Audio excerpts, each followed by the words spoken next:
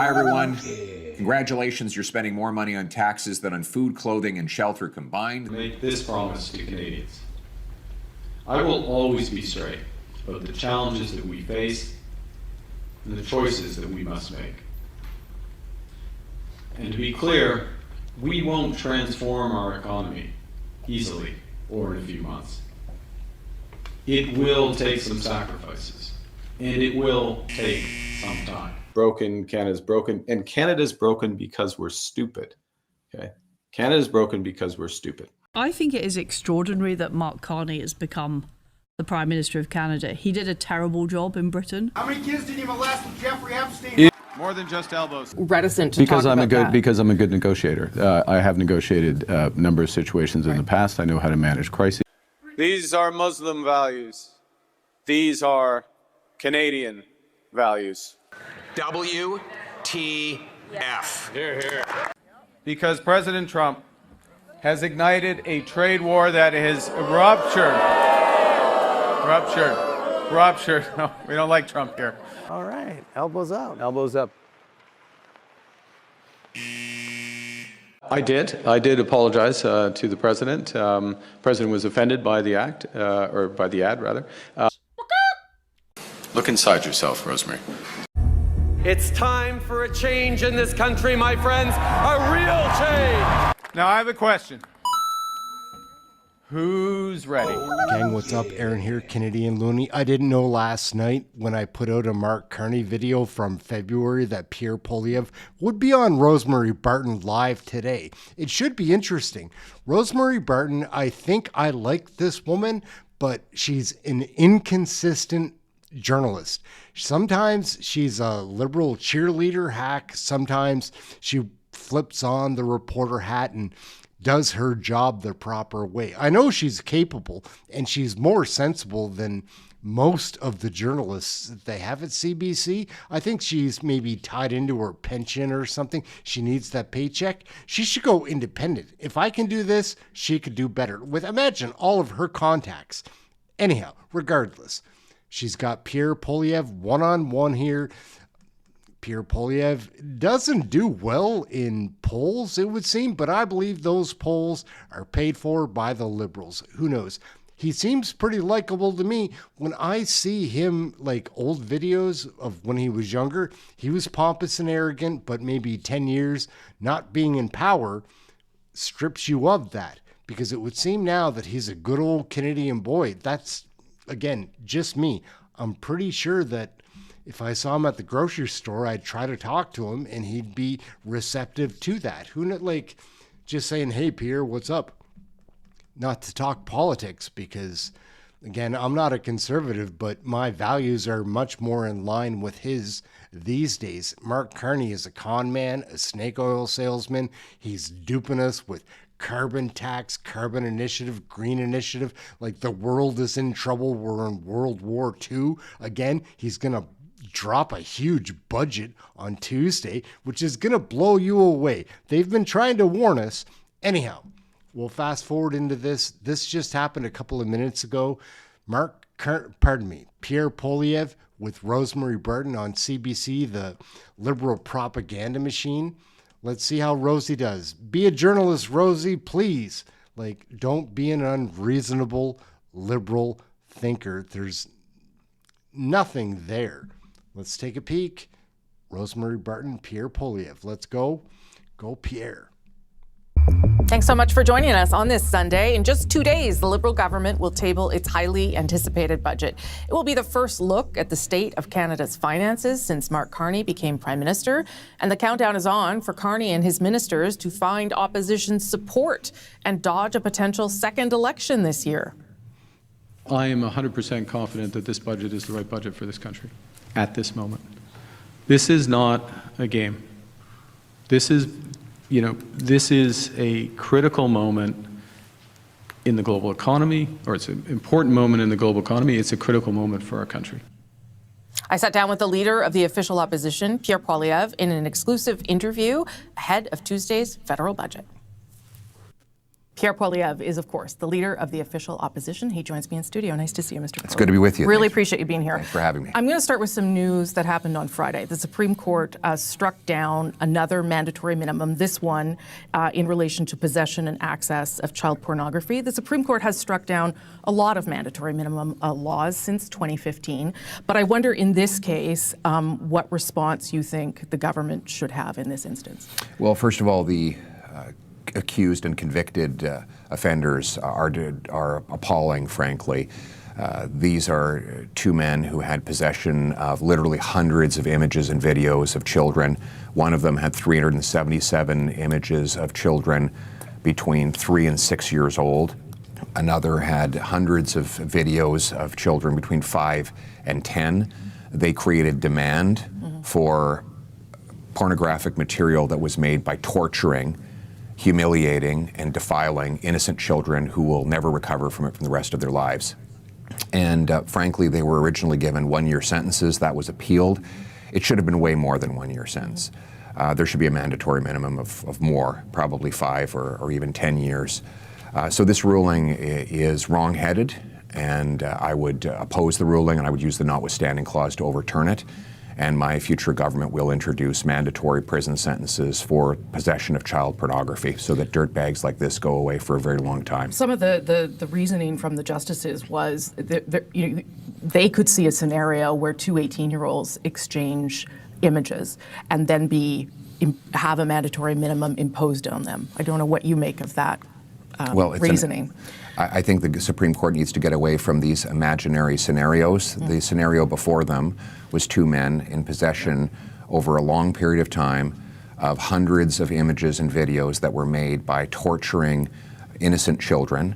And with those facts in front of them, their conclusion actually should have been that the sentence should have been much more than the 1 year and 9 months that the two dirtbag offenders received. They should go away for a very long time. Frankly, if I had my way as a father, I would lock them up and throw away the key. I want to move on to the budget, because that is, of course, sort of the concern and the focus of the week ahead. That you have criticized the Prime Minister for saying that sacrifices are going to be needed by Canadians. You have also said the deficit must stay at $42 billion. How do you keep the deficit at $42 billion and not make sacrifices and not ask Canadians to make sacrifices? Well, I think it's a false juxtaposition because the deficit is causing the sacrifices. The more the government spends, the more things cost. The cost of government is driving up the cost of living. These deficits are raising the prices that people pay in real time. It's called inflation, and we know that the source of inflation is when government prints money to spend what it does not have. This bids up the price of goods, and it's why. It's no coincidence that during the time the Liberals doubled the national debt, they also doubled housing costs and doubled lineups at food banks.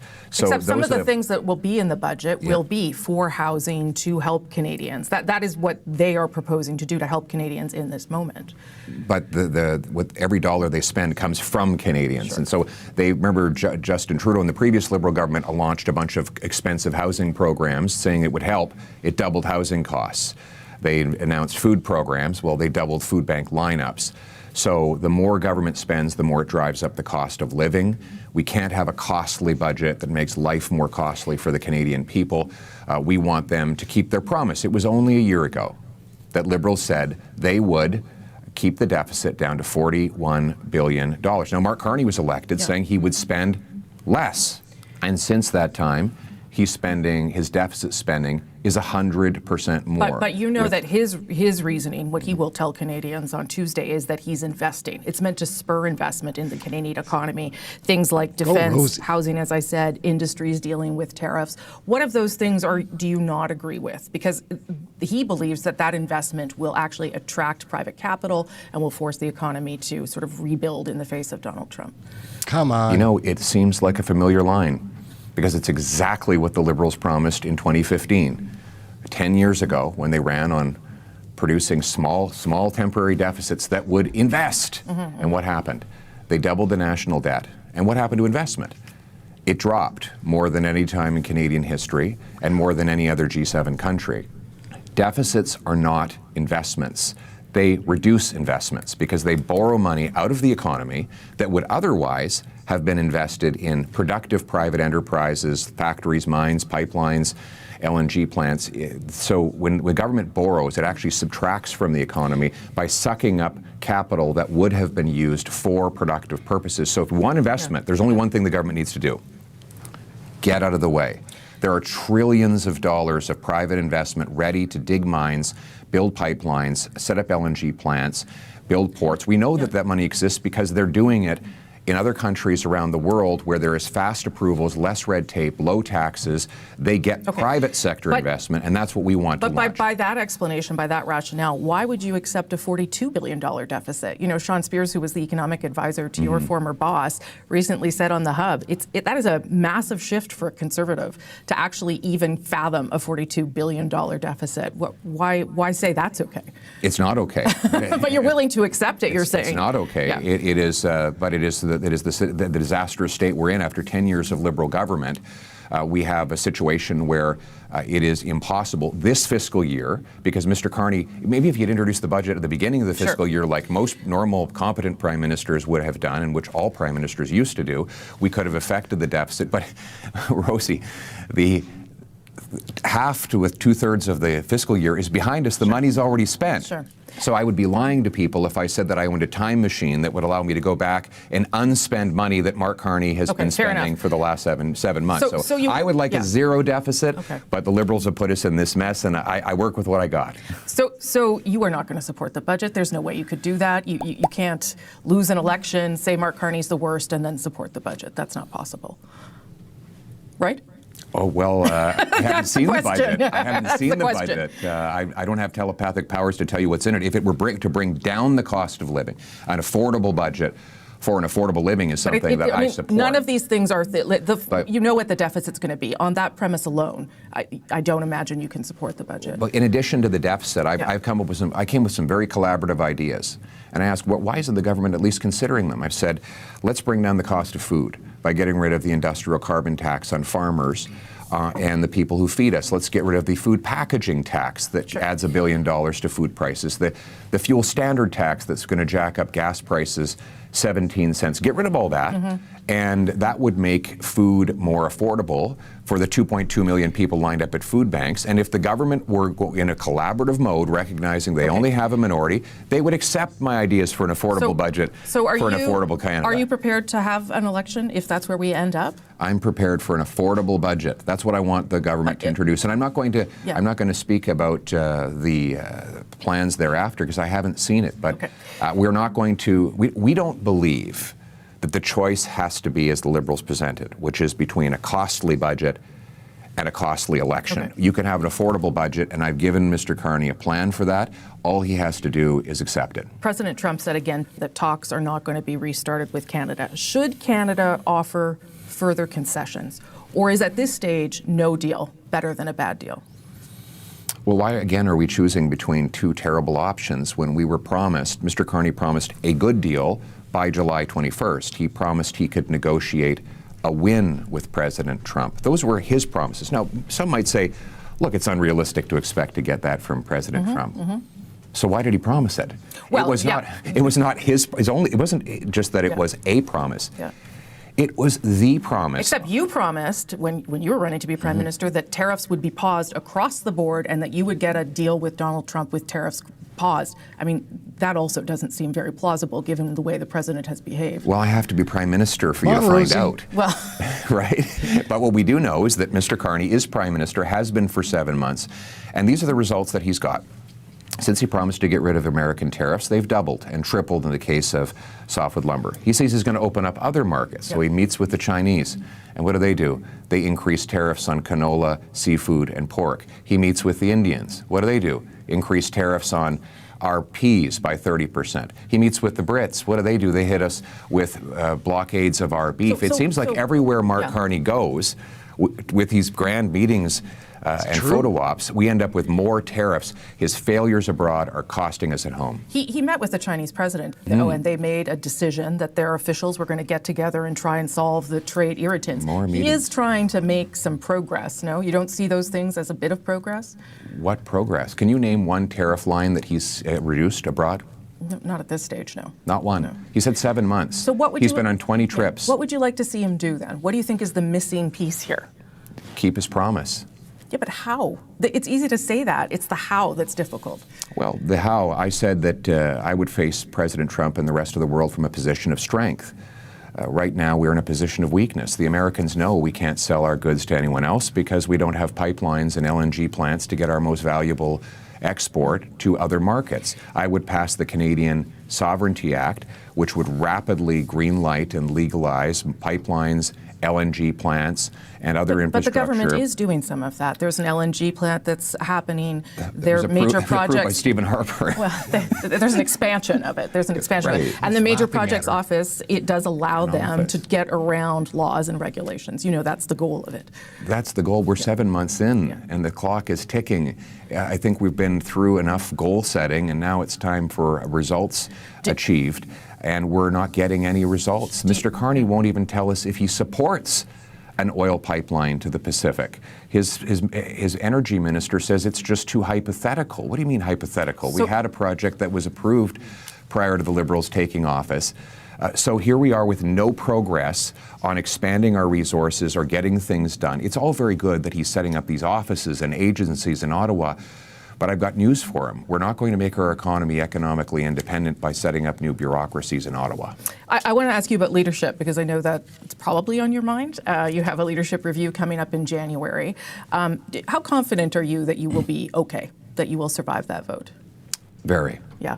Why? What makes you confident? Well, because I'm going to focus on doing my job. And people say, well, you're going to get distracted with this. And the answer is no, because the same thing I have to do in January is what I have to do on Election Day, which is to do a good job. Yeah. And that means doing what I was sent here to do by the record 8.3 million people who voted for us, which is to fight for an affordable life. Fight for our young people to be able to afford homes. Fight for parents to be able to have safe streets for their kids to grow up on.